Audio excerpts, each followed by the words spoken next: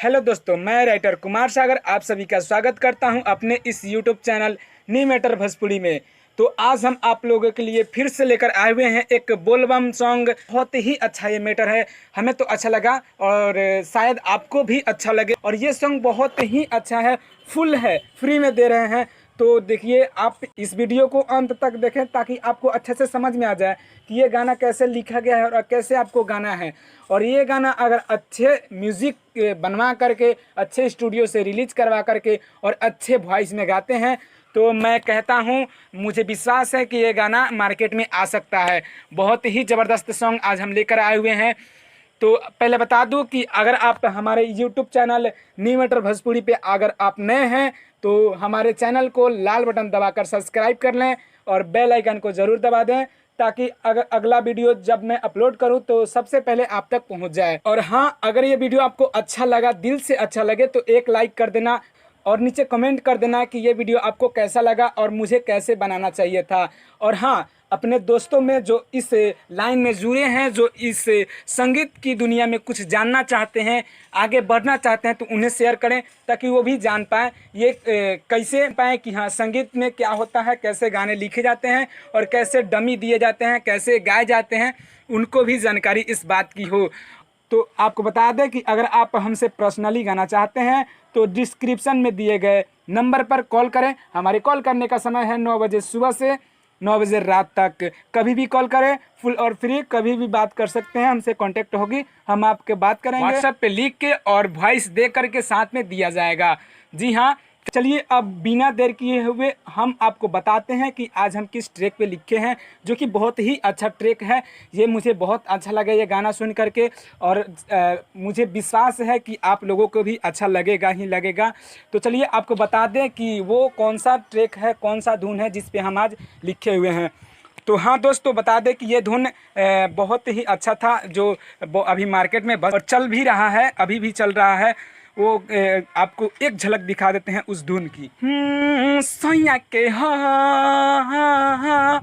खाली ना मोरे यरवे के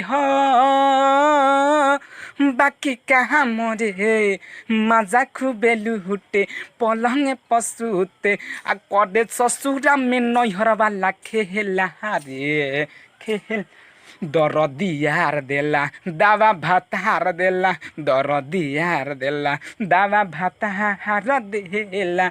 तो ये तो आप बताइए ये गाना कैसा लगा आपको। ये तो ओरिजिनल गाना है जो हमारे बिक्की भैया जी गाए हैं। बहुत ही अच्छा हमको लगा, बहुत प्यारा सॉन्ग लगा। इस पे हम आज आप लोगों के लिए बहुत ही अच्छा मैटर आपको दे रहे हैं, बोलबम सॉन्ग। और आपसे रिक्वेस्ट है कि इतना मेहनत करके हम आपको फ्री में गाने दे रहे हैं तो एक लाइक ज़रूर कर देना। और हाँ, इस वीडियो को लास्ट तक देखना ताकि आपको समझ में आए कि ये वीडियो कैसे बनाया गया है। तो चलिए बिना देर किए हुए हम अपने वीडियो की तरफ बढ़ते हैं। देखिए, ये है इसका मुखरा और आपको बता दें ये मुखरा लिखा कैसे गया है। ठीक है, हाथ जोड़ी सुनी नाथ जी, ठीक है, इतने सा मानी बात जी। यहाँ दो है तो इसको दो बार गाएंगे। ठीक है, टूटेला कलाई खाई ली मलाई छोरी और भंगी के चोला जी भंगिया ना खाई भोला बड़ी दर्द होला। यहाँ दो है तो इसको दो बार गाएंगे। ठीक है, चलिए अच्छा से समझने के लिए आपको इसका डमी सुना दे ताकि आप अच्छा से गा सके ट्रैक पे। हाथ जोड़ी सुनी नाथ जी एतने सा मानी बात जी हाथ जोड़ी सुनी नाथ जी एतने सा मानी बात जी टूटेला काला हाई खाइली माला हाई छोरी और भंगी के चोला जी भंगिया ना खाई भोला बड़ी दर्द होला भंगिया ना खाई भोला बड़ी दर्द होला भंगिया ना खाई भोला बड़ी दर्द होला। इसको उठा के हाई स्केल में गाना है कैसे। भंगिया ना खाई भोला बड़ी दर्द होला भंगिया ना खाई भोला बड़ी दर्द होला।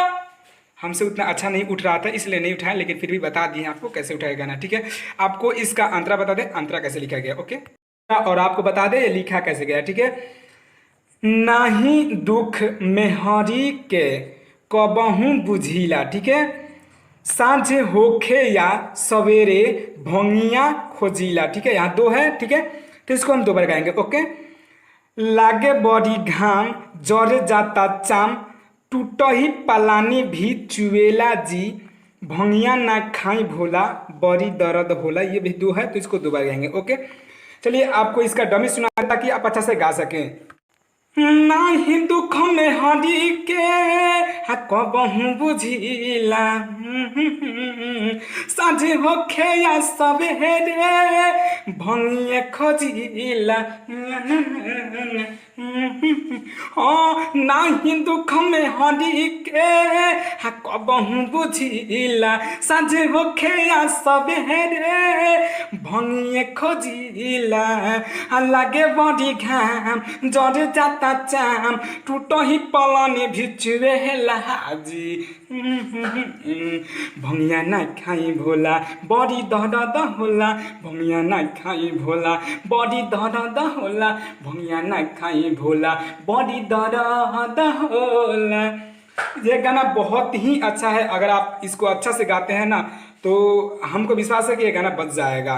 तो चलिए आपको लास्ट अंतरा भी बता दें कि वो कैसे लिखा गया है। ये है इसका लास्ट अंतरा और आपको बता दें ये लिखा कैसे गया है। ओके, चाहे केतनो मनाई अब करी निहोरा। ठीक है, फिर नहीं पकड़ब हम हाथ में लोरा। ठीक है, यहाँ 2 है तो 2 बार गाएंगे। ओके, राइटर सागर कंवरिया अइले देवघर नगरिया। ठीक है, राहुल सिरावा झुकाई ई कहेला जी भंगिया ना खाई भोला बड़ी दर्द होला। वही गाना है जो हम लोग ऊपर गाए थे, यहाँ 2 है तो इसको 2 बार गा लेंगे। ठीक है, तो चलिए आपको अच्छे से समझ जाने के लिए, अच्छा से गाने के लिए इसका डमी दे देते हैं ताकि आप अच्छा से गा सके। ठीक है, ओके, चाहे के तन मनाई अब करी होरा फेर नहीं पकड़ब हम हाथ में लोरा। चाहे के तन मनाही अब करी होरा फेर नहीं पकड़ब हम हाथ में लोरा। राइटर सागर कमरिया अइले देवघर नगरिया राहुल सिरावा झुकाई ई कहेला जी भंगिया ना खाई भोला बड़ी दर्द होला। भंगिया ना खाई भोला बड़ी दर्द होला। भंगिया ना खाई भोला बड़ी दर्द होला। तो चलिए हमारा वीडियो यहीं पे समाप्त होता है। अगर ये वीडियो आपको अच्छा लगा हो तो लाइक करें, कमेंट करें, ज़्यादा से ज़्यादा शेयर करें और ऐसे ही मैटर पाने के लिए हमारे चैनल को लाल बटन दबाकर सब्सक्राइब कर लें और साथ में बेल आइकन को जरूर दबा दें ताकि हमारे कोई भी वीडियो अपलोड करें तो आप तक सबसे पहले पहुंच जाए।